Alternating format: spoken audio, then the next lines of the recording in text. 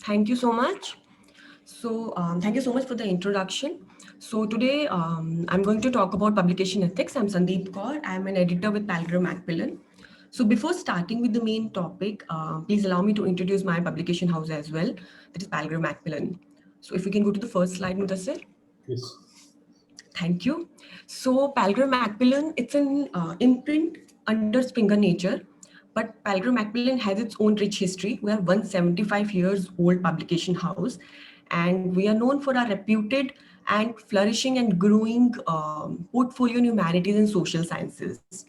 And Palgrave, we publish wide variety of book categories, starting from monographs, that is authored volumes, to edited volumes, handbooks, textbooks, MRWs, and we even have a very special category, Palgrave Pivots. So we're very well known in the international publishing sector. So talking about my work, I commission scholarly research work in very wide subject field, starting from business and management to economics and finance to politics and international relations. And I cover wider geographical area, South Asia, Africa, and the Middle East. So I have authors based in all these geographical areas. So if just to and blow my trumpet, if you're an author looking forward to publish your work in these subject fields and from these geographical areas, do get in touch with me. Feel free to get in touch with me. So this is just a brief introduction to Palgrave and the work I do with Palgrave Macmillan. So I'll start with the main topic now, publication ethics. The next slide.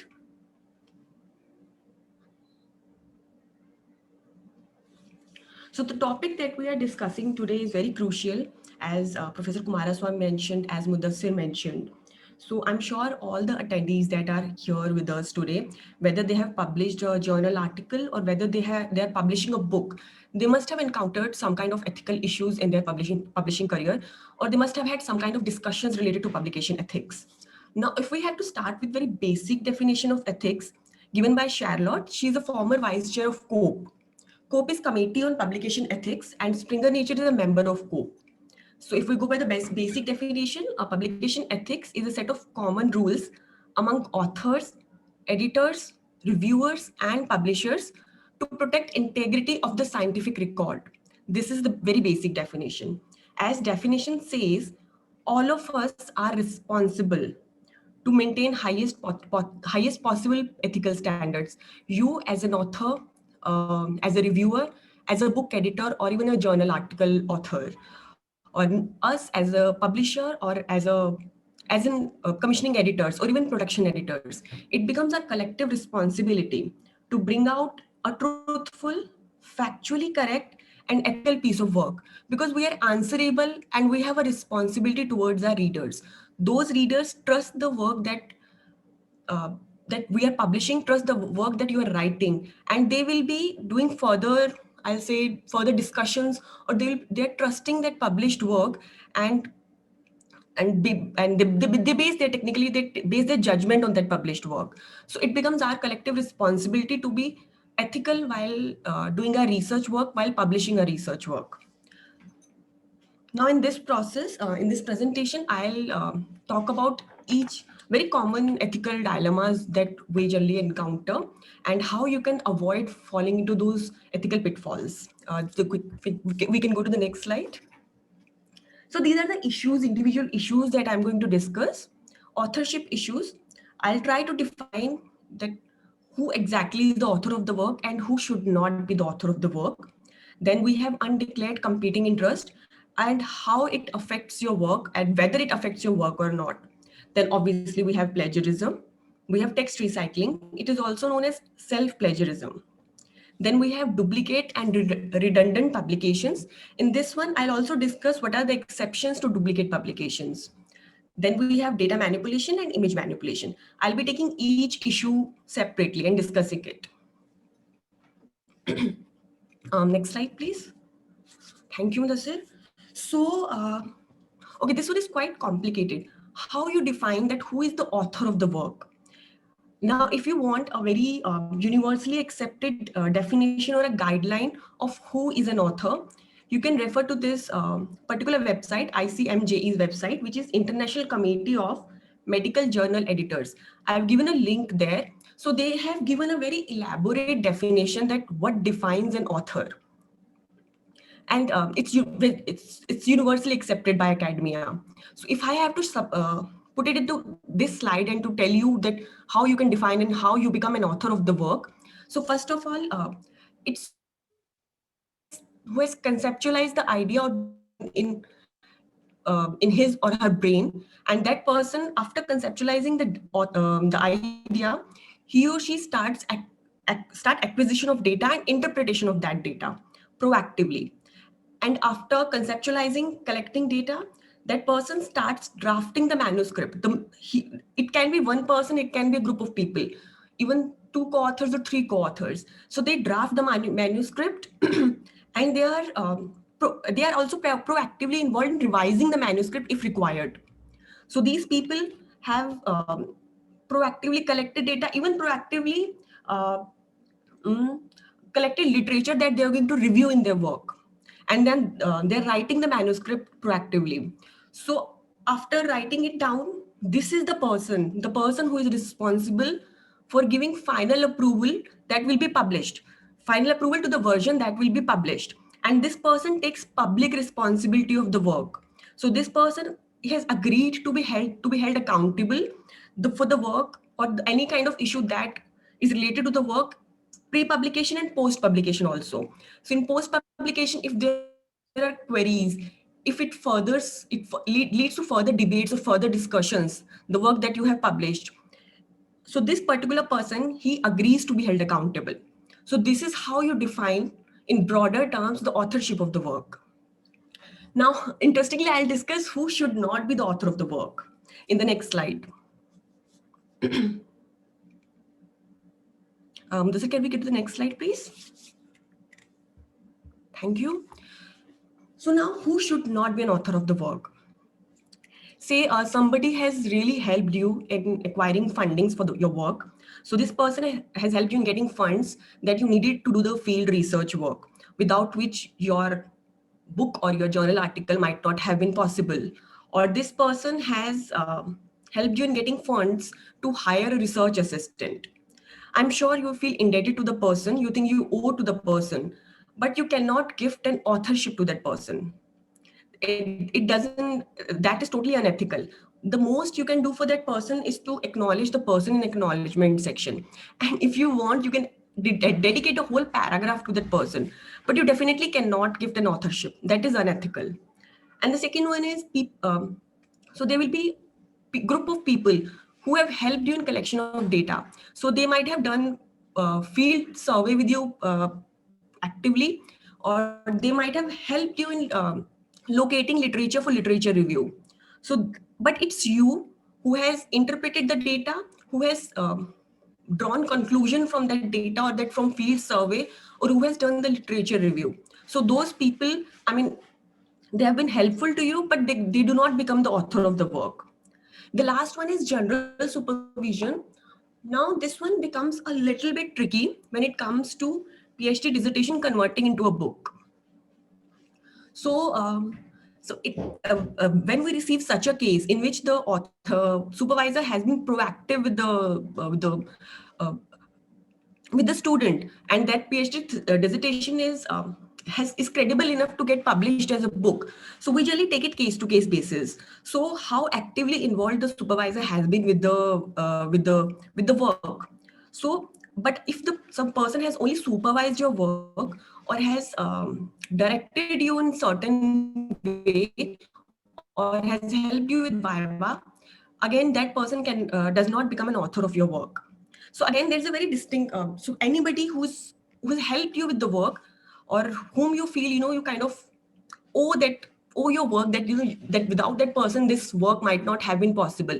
You can write a dedication to them. You can acknowledge them in the acknowledgement section, but you cannot make them an author of your or co-author of your work. Now here again, if you're acknowledging someone in the acknowledgement section, even the person or the institute, whoever you are acknowledging, that institute and the author, both of them should be aware that they are being acknowledged or they are being mentioned in the work. So technically it's also about taking consent and permission to acknowledge the person. So we have covered that how we define authorship and who the person or somebody who cannot be an author of the work. So if we move to the next slide, we'll discuss the competing interest. Okay, what is a competing interest? Competing interest is anything that could influence or be perceived to influence the interpretation of data and the way you present your information or your conclusion of your article. If there's anything that that is a chance of influencing or kind of making you partial about the data that you're presenting, that becomes a competing interest. So competing interest can be financial, it can be non-financial. I've given examples of these in the next slide. Madhusir, can we go to the next slide? Thank you. So the financial competing interest is obviously you were receiving some kind of fees or some kind of funding, or you're holding a patent, or even say you're drawing an example, you're drawing some kind of conclusion, and you have certain kind of stake in that particular industry. I'll give you a very simple example of financial competing interest. For example, a researcher is writing a paper reporting that there are no adverse effects of smoking on fertility. She has drawn this conclusion from the data that she has collected. Now it comes to light that her husband works in the cigarette industry. So that right there is a competing interest. Such kind of competing interest can be non-financial also. To give you an example, say for example, you as a peer reviewer receive a manuscript to review. Now, you know the author of the manuscript personally, and you know the institute he or she is affiliated to. Now, your knowing the author personally and your affiliation to the institute, if it affects your feedback, if it affects your judgment regarding the manuscript, that right there is competing interest. Now, what you can do in the case of competing interest, first of all, always declare the competing interest to the publisher. It doesn't mean it doesn't mean that your work will not get published or your work might get rejected. I mean, like for example, in the case of financial example I gave, it definitely will lead to greater scrutiny of your interpretation of data or the kind of conclusion that you have drawn from the work. But it doesn't mean that your work will not get published. Always declare the competing interest, because not declaring it right away, and if it comes to light later on, then you will have a bigger problem. Then your chapter or your article might get rejected, or there might be redirection of the work. So always declare the competing interest as soon as you're aware of it. So the next one we're going to talk about is duplicate publication. Muddassir, next slide please. Thank you. So there are two kinds of duplicate publications that we're going to talk about. The first one is related to manuscript. The second one is related to content. Now the manuscript one is very common. I encounter it very frequently, especially in the case of young scholars or first time authors. I understand, they really want to get published as soon as possible and they're very excited about it. Now what they do is basically the first case of duplicate publication is submitting your manuscript to multiple publishers at the same time without declaring it. That is totally unethical. I do receive such cases on and off. So see, you need to understand that it leads to lots of wastage of resources and time. I'll tell you what happens when I receive a book proposal from you. I've received a book proposal. I'll be analyzing that book proposal at my end. If it is worthy of publication, then I'll be sending it to peer reviewers. Minimum of two peer reviewers. They're also investing their time and their resources to analyze the manuscript. Now they'll have a long feedback and they'll send the feedback to me. I'll analyze the feedback also before giving it back to you. So you can see lots of people have invested lots of time and resources in your manuscript. And if you are submitting it to multiple publishers at the same time, there's so much of wastage of resources and time. So here, say, the clear thing is, if you think a particular publisher is taking too much time in analyzing your work, just write a single email to them telling, I was expecting a shorter timeline. I would like to withdraw my publication because I'm in hurry to publish it, or whatever is the reason. So I would like to submit to some other publisher. In that case, you are not bound by the publisher with any legal contract. And also, it's the most responsible and respectable thing to do. And honestly speaking, it would also save your relationship with the publisher. So never ever submit your manuscripts to multiple publishers. In journal, in the case of journal articles, it might even lead to some publication, because if the journal is a speedy pub journal, so they might just publish your article. So then there will be duplicate publications of your work.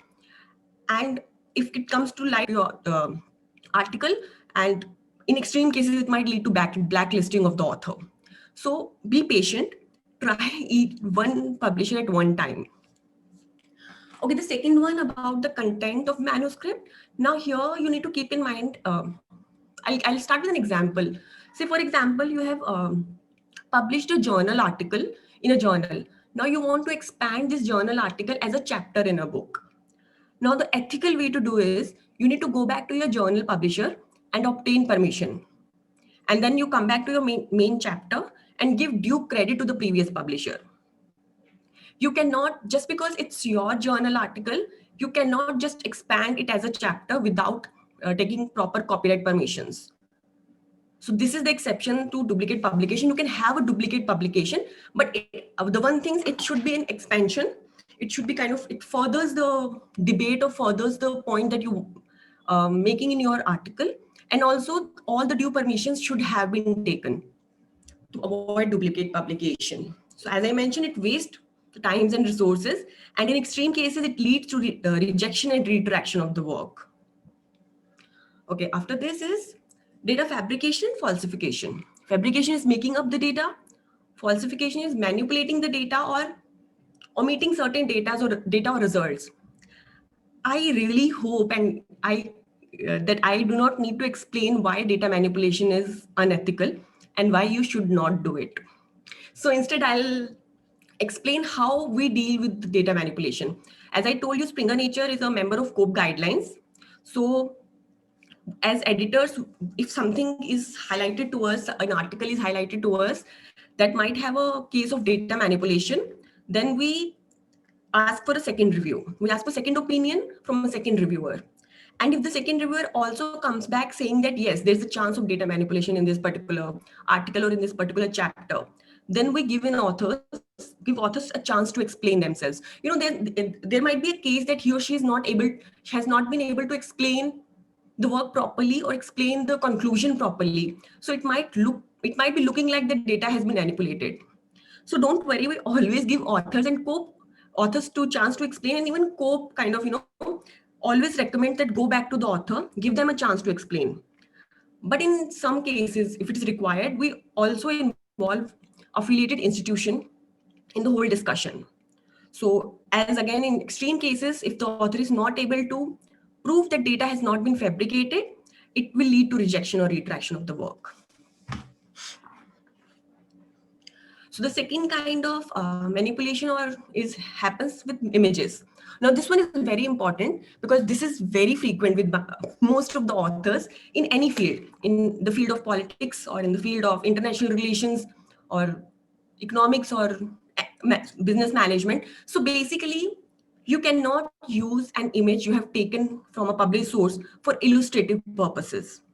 You should only use those images which are adding to the discourse of your work. So, and even if you are taking any kind, see, image here doesn't mean only an image. Image here comprises figures, photographs, or maps, or any other illustrations. No matter from where you are taking them, you'll have to give a proper source. And if required, and in most of the cases, it will require, you'll have to obtain permissions.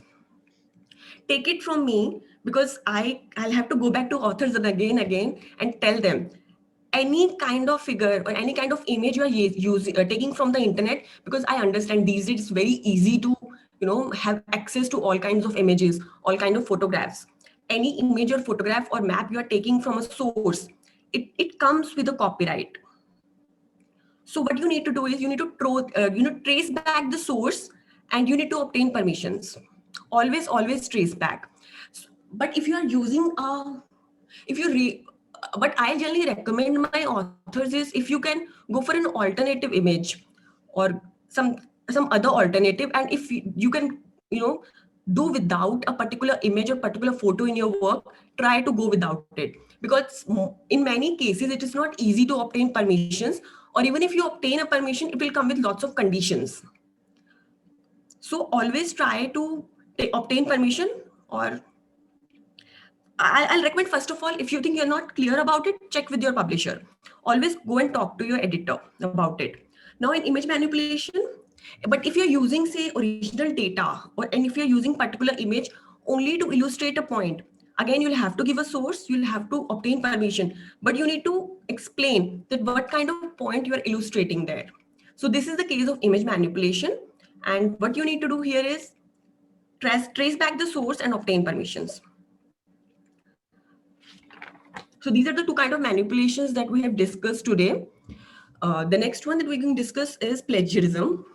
So I think this is the most dreaded word in the publishing industry. Plagiarism is duplication of text or figures or even tables from someone else's work. So there are three types of plagiarism that we generally encounter. First is verbatim, as Professor Kumaraswamy was talking in the very beginning. Just taking the work as it is, copying text as it is without giving any attribution. The second one is patch writing or mosaic plagiarism. Now, honestly speaking, this one is much more common than we would like to admit. It generally means you're copying the text or portions of text from a particular work. You are changing the words with synonyms, or you are kind of changing the sentences here and there, but you're copying the text and you are not even giving attribution, that is citation or reference. This is a clear case of plagiarism. It's also called mosaic plagiarism because if you run an article like this through anti-plagiarism software, it generally comes back all colorful. So the whole paragraph will be highlighted in pink, telling you this particular paragraph is from this published source.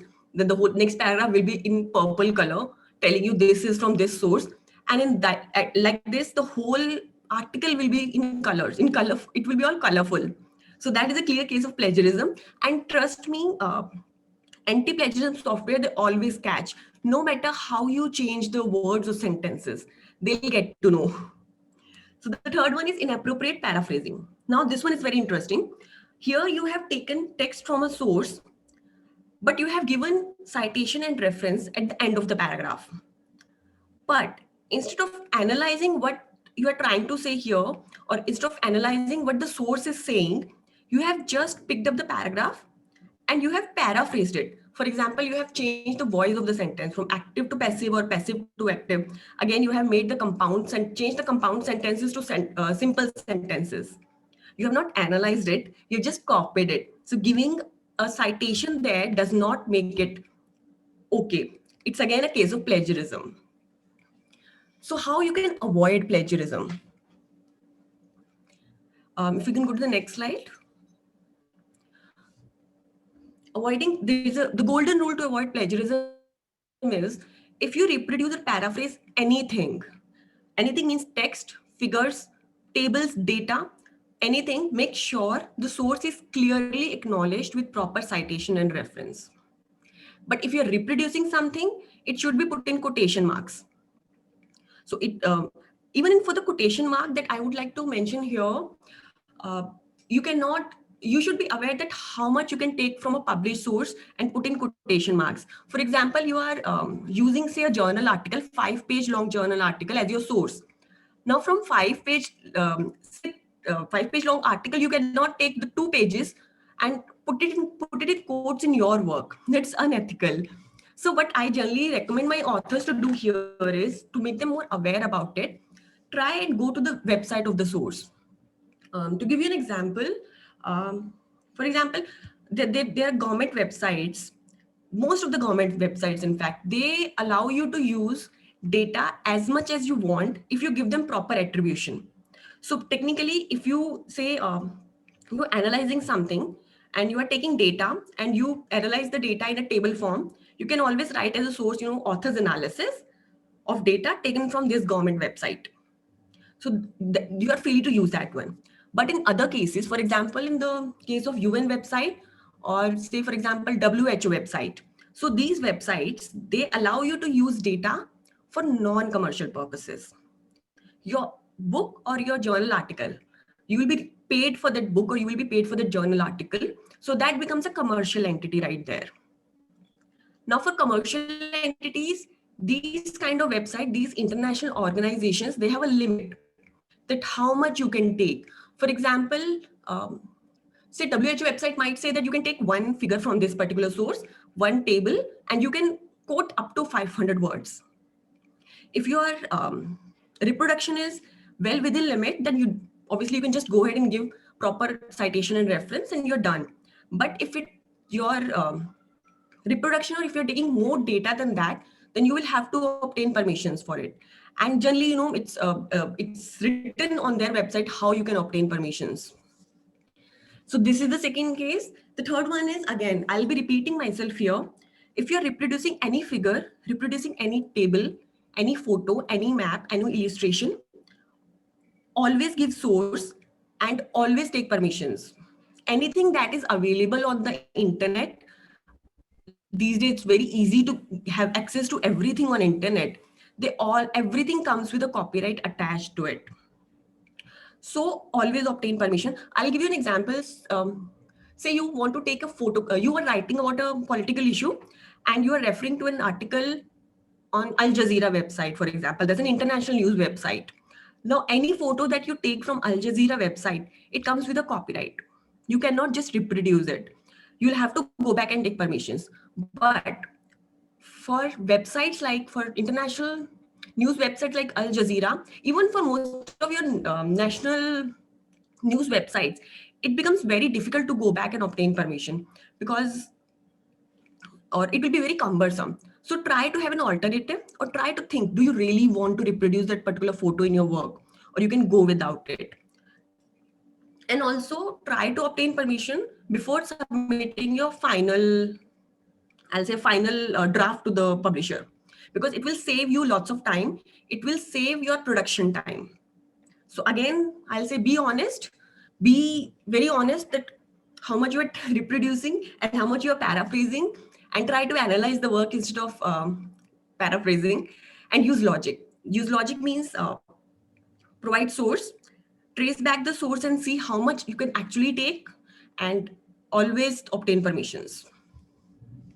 Okay, now we are on the last one, text recycling or self-plagiarism.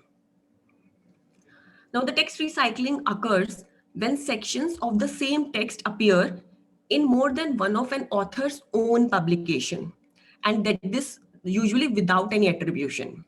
We use the term in publishing sector, the text recycling, to kind of differentiate it from the actual plagiarism, but COPE does not make that distinction. For COPE, it's a clear case of plagiarism. Now here, I advise my authors that the work that you have published with maybe in journal or maybe a book that you have published, treat that work as you would treat the work of the other authors. Give yourself attribution also. And if you're reproducing something, as I mentioned in the duplicate publication slide, try to take permissions. You have to take permissions, sorry. So give yourself attribution also. And again, the same logic applies here also. So to avoid self-plagiarism, treat the work that you have published as a published work. So it also kind of, you owe an attribution to that work also, and you will have to take permission from the previous publisher also. So I think we have discussed all the main points: authorship and competing interest, that you should be declaring it. And then we have data manipulation and image manipulation. We discussed the case of duplicate publication. And then we discussed plagiarism and self-plagiarism both. I'm just at the end, and I think I'm out of time also. So the last slide, these are just the tools. So there are lots of plagiarism software available online. So it is always advisable to run your article or your chapter through these plagiarism software before submitting the final version. It will also give you some clear idea, and also sometimes it can happen unintentionally. You might not even want to do it. I mean, you might not even be aware about it. So try to run your article through plagiarism software. And also, all the websites, all the publishers website, obviously all the newspaper websites, all the newspaper magazine websites, any kind of website, or even blogs, they generally have a dedicated page to rights and permissions. It can be under the name of rights and permissions. It can be under the name of licensing. It can be under the name of third party permissions, but the page will be there. So I always recommend my authors to go to those pages, go to the go to your back to your source, look for those pages and read how much data you can take, or how much you would need to take permissions. These pages generally also tell you how you can obtain permissions. It will also make you more aware as an author about the ethical issues, and you will be more aware that how much, once you obviously look at the, say for example, you have read about the UN website, that how much data you can take. Now the next time you're working on some other paper or other book, you're already aware that how much you can take. So it will only take like 5 to 10 minutes of your time, but it will help you in the long run. So this is the end of my slide. Thank you so much for listening. I hope I wasn't that fast, and I look forward to questions. And if there's something that you want to discuss offline, so my email ID is there, sandeep.kaur@springernature.com. So I welcome questions. Just give me 1 minute. I'll just take a sip of water and come back. Thank you so much.